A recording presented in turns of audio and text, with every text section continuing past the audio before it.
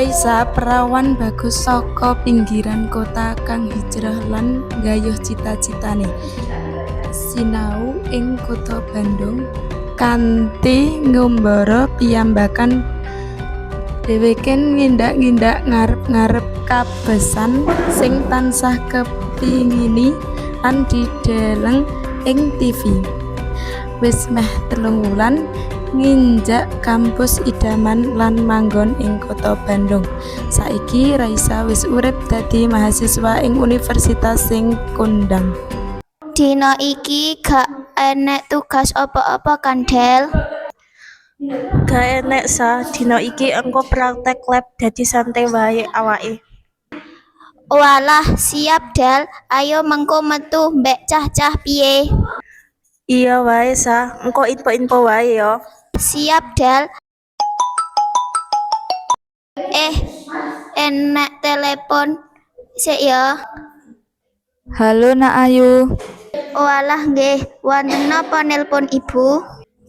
Ibu kangen. Piye kabarmu dina iki? Lagi ngopo? Mriki dolanan kalian rencang-rencang. Wis mangan awan po durung? Nggih, Bu. Menapa mboten mireng? Ora apa-apa, ati-ati nang kono ya sayang. Nggih, Bu. Ugi jaga kesehatan nggih. Iya, Nduk. Kowe mbarang.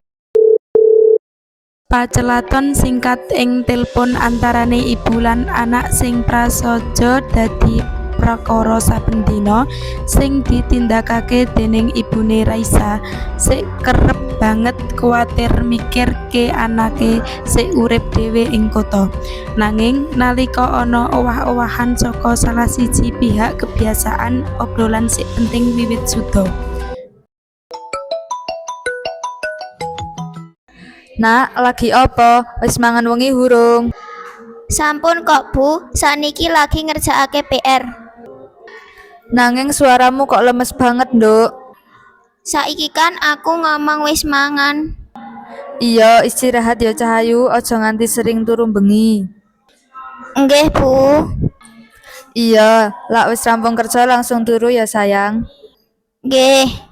Raisa ngira yen selawase urip ing kota kanthi gemerlap ing saben pojok iku pancen nyenengake lan bisa nggawe dheweke seneng. Nganti sawijining dina dheweke ngerti yen rasa seneng lan susah ing uripe mung dheweke. Dil, tolong celukke kancamu Raisa kon nemoni ibu ya. Nggih Bu, kula sampaiaken teng Raisa. Kowe ditimbali Bu dosen kon mara ndek ruangane.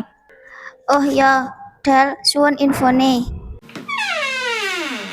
Nyuwun sewu, Bu.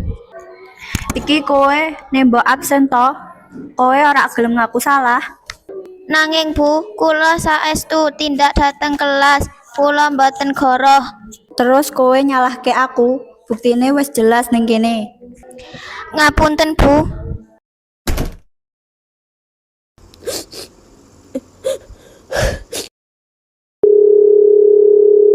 Nduk, nangis kenapa? Bu, urip teng mriki raos mboten kepenak. Kula kangen kalih panjenengan. Ibu tansah kangen karo kowe, Nak. Teng mriki adem lan peteng. Kula piyambakan uga teng mriki. Aku ngerti yen kowe lagi kepikiran utawa kujiwa. Mula kowe ngaso dhisik, Nduk. Kowe iso nangis sak karepmu, nanging awakmu lan pikiranmu butuh istirahat. Nggih, kula tresna kalih Ibu.